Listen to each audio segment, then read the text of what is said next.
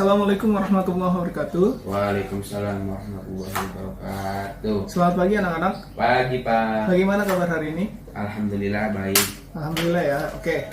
Sebelum kita memulai pelajaran, ada baiknya kita berdoa terlebih dahulu. Silakan ketua kelas memimpin doa. Sebelum belajar, alangkah baiknya kita berdoa terlebih dahulu. Berdoa dalam hati mulai. Berdoa selesai, memberi salam. Assalamualaikum warahmatullahi wabarakatuh. Waalaikumsalam warahmatullahi wabarakatuh. Baik, sebelum kita memulai pelajaran, Bapak ingin mengabsen terlebih dahulu. Yang pertama, Iksan Dwi Sanggaji. Nggak tahu Pak, kayaknya sakit. Sakit? Nggak ada suratnya iya. Oke, ntar kasih tahu ya. Iya Pak. Suruh bawa surat dokternya. Baik. Putra Andin Septianwar. Hadir.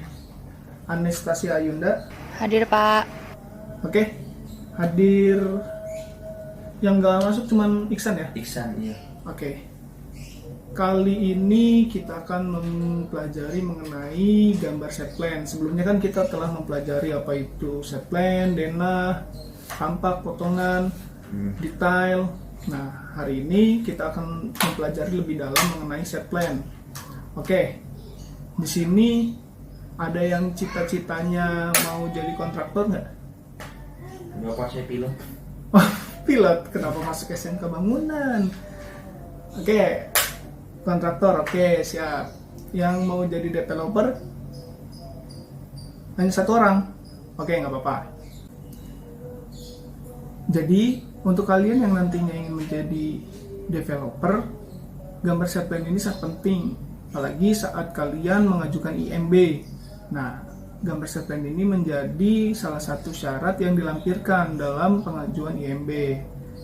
Maka dari itu, kita mempelajari hari ini mempelajari gambar set plan dengan harapan kalian benar-benar bisa mengetahui apa aja yang menjadi aspek penting dalam gambar set plan.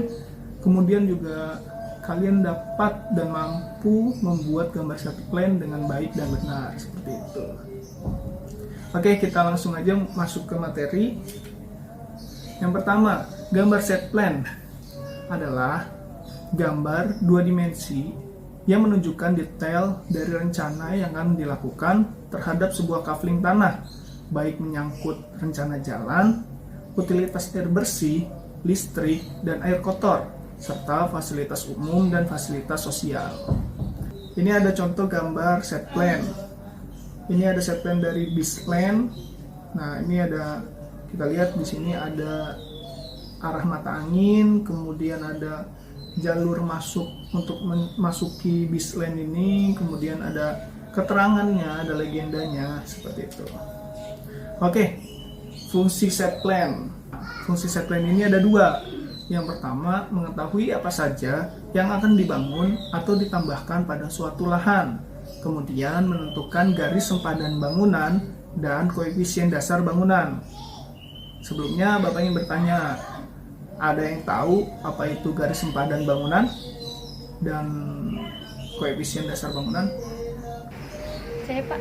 Ya, silakan Anes. Jadi GSB itu adalah garis pemisah antara bangunan dan juga jalan.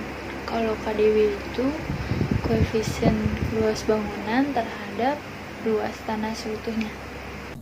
Tepat sekali Anes.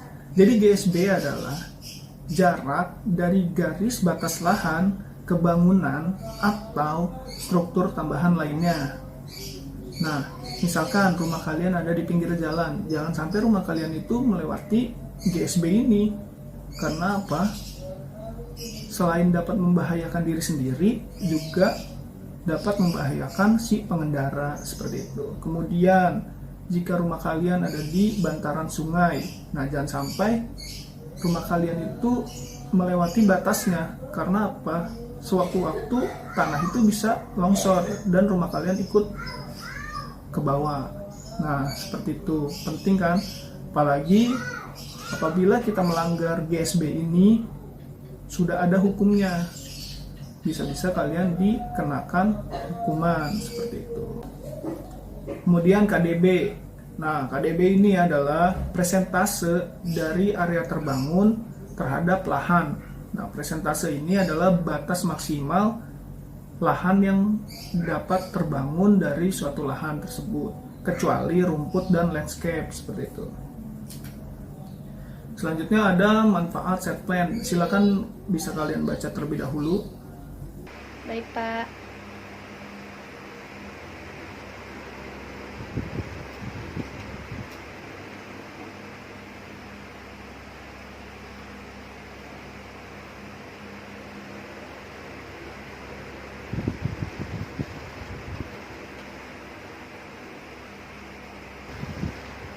Sudah, Pak, sudah dibaca. Ada yang ingin memberikan pandangannya mengenai manfaat set plan ini? Saya, Pak. Jadi yang tadi sudah saya pahami dari yang saya baca itu, manfaat set plan itu salah satunya itu dapat dijadikan pedoman kafling atau pedoman dalam merencanakan bangunan tersebut.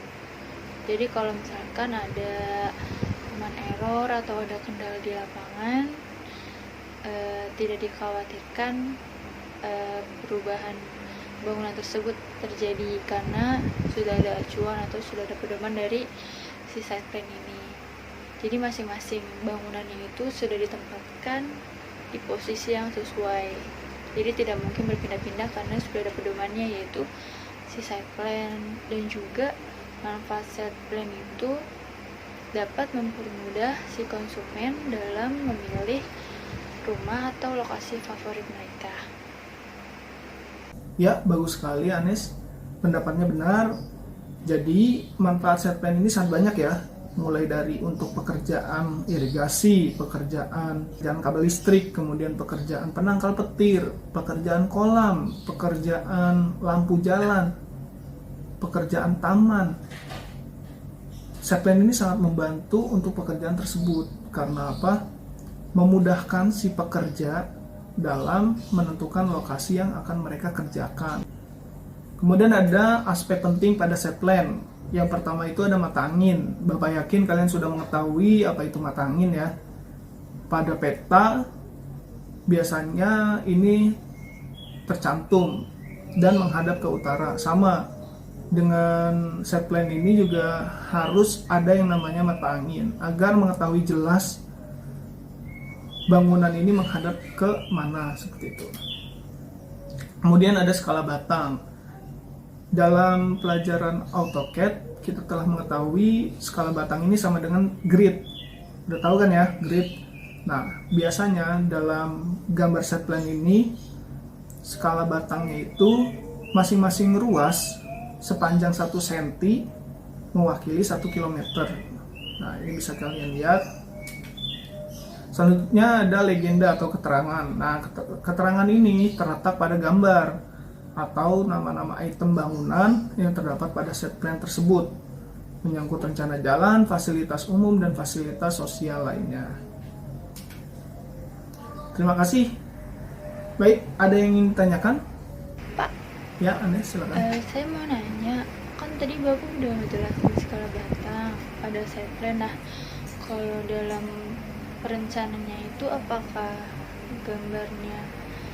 gambar skala batangnya itu harus 1 cm untuk mewakili 1 km atau ada syarat yang lain, Pak? Atau memang sudah seperti itu dari sana?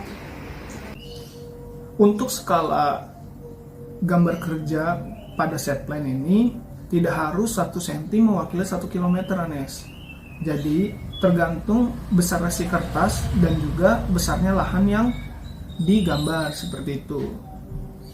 Namun biasanya untuk gambar set plan ini ya 1 cm mewakili 1 km. Karena apa?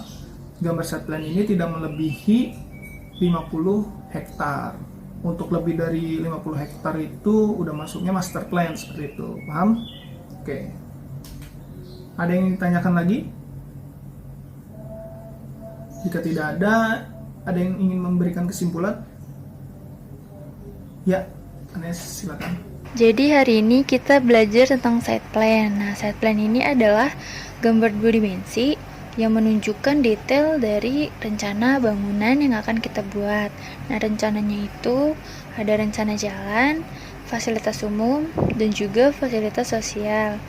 Manfaat site plan ini ada banyak, Pak. Salah satunya itu untuk dijadikan panduan dan juga dapat membantu mempermudah konsumen dalam mengenali lokasi pilihan mereka. Dalam gambar kerja, aspek yang paling penting pada site plan itu ada 3, yaitu mata angin, skala batang, dan juga legenda atau keterangan. Simpulannya, terima kasih Anes. Bapak akhiri, semoga apa yang kita pelajari hari ini dapat dimengerti, dapat dipahami, dan dapat diaplikasikan di kehidupan nantinya. Kalian tetap semangat, belajar di rumah, jangan malas. Kemudian hari ini tidak ada PR, senang. Kurang lebihnya mohon maaf. Billahi taufiq wal hidayah. Wassalamualaikum warahmatullahi wabarakatuh.